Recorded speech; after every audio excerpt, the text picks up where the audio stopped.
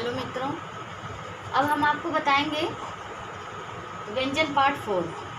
इसके अंतर्गत हम आपको बताएंगे अंतस्थ व्यंजन और ऊष्म व्यंजन, उच्छिप्त व्यंजन और अयोगवाह क्या होते हैं। तो हमारा पहले नंबर पे है अंतस्थ व्यंजन। अंतस्थ व्यंजन क्या होते हैं? अंतस्थ व्यंजन जिन वर्णों का उच्चारण पारंपरिक वर्णमाला के बीच और हो, अर्थात स्वर और व्यंजन के बीच, स्वरों और व्यंजनों के बीच में जिन वर्णों का उच्चारण होता है उन्हें हम अंतस्थ व्यंजन कहते हैं। अब इसके उदाहरण समझ लीजिए कौन कौन से व्यंजन इसके अंतर्गत आते हैं। इसमें य, व, र, अर्थात ये पहले स्वर उसके बाद व्यंजन और ये दोनों के बीच में है, अर्थात इनको हम इसलिए अंतस्थ मतलब होता ही है बीच में, इसलिए इसको हम अंतस्थ व्यंजन के अंतर्गत रखते हैं। अब हमारा दूसरे नंबर पे आता है ऊष्म व्यंजन। ऊष्म का मतलब आप समझते होंगे गर्मी। अतः जिन व्यंजन को बोलने के लिए हमारे मुख में, जिन व्यंजन के उच्चारण में हमारा मुख किसी स्थान विशेष पे रगड़ खाए और गर्मी पैदा करे, उसको हम ऊष्म व्यंजन करते हैं। अब जैसे आप जिसको बोलेंगे, जब उदाहरण इसका है स, ख, स, ह, तीनों सकार और ह। अब जब इसको आप बोलेंगे तो आपको समझ में आएगा इन वर्णों को बोलने के लिए ये जो वर्ण होते हैं ये गर्मी पैदा करते हैं, अर्थात इन्हें ऊष्म व्यंजन के अंतर्गत रखते हैं।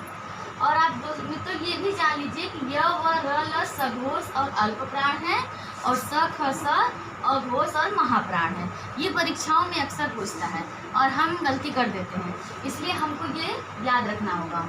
अब हमारा अगला नंबर है उच्छिप्त व्यंजन। ये कंपटीशन के एग्जाम में जरूर पूछता है कि उच्छिप्त व्यंजन कौन से हैं।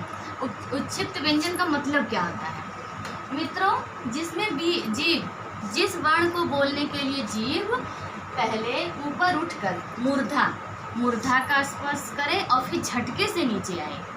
जिन व्यंजन के उच्चारण में हमारी जीभ पहले मूर्धा पे रगड़ खाए और फिर झटके के साथ नीचे आए, उनको हम उच्छिप्त व्यंजन कहते हैं। उच्छिप्त का मतलब होता है उठना, अर्थात इसका उदाहरण है ड, ढ, ड, ढ। आप बोलिए, आप जब इसको बोलेंगे तो आपको समझ में आएगा कि हमारी जीभ पहले कैसे मूर्धा को स्पर्श कर रही है, उसके बाद फिर झटके से नीचे आ रही है।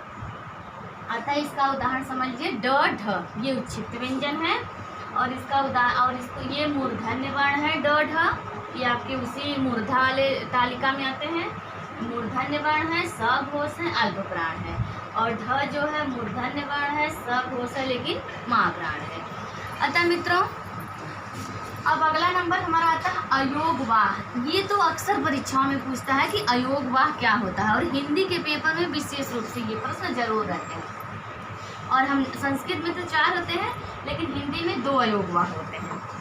अयोगवाह का मतलब होता है जिनका किसी से योग ना हो, अयोग, अर्थात इनका न स्वर में ही सम्मिलित होते हैं और न ये व्यंजन में, इसलिए इनको अयोगवाह कहते हैं। लेकिन अयोगवाह क्यों कहते हैं? क्योंकि ये अर्थ का वहन करते हैं, इनका मतलब होता है।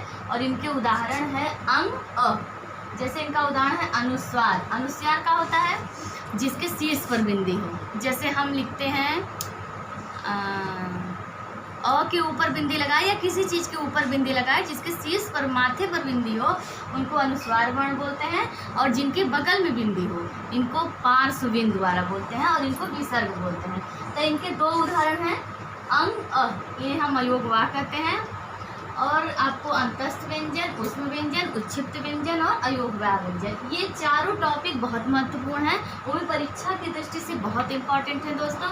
इसलिए आप इसका स्क्रीनशॉट ले लीजिए और उसके बाद फिर आप इनको अगर मुख से प्रैक्टिकल करके बोलेंगे तो आपको अच्छे से समझ में आएगा। नमस्कार।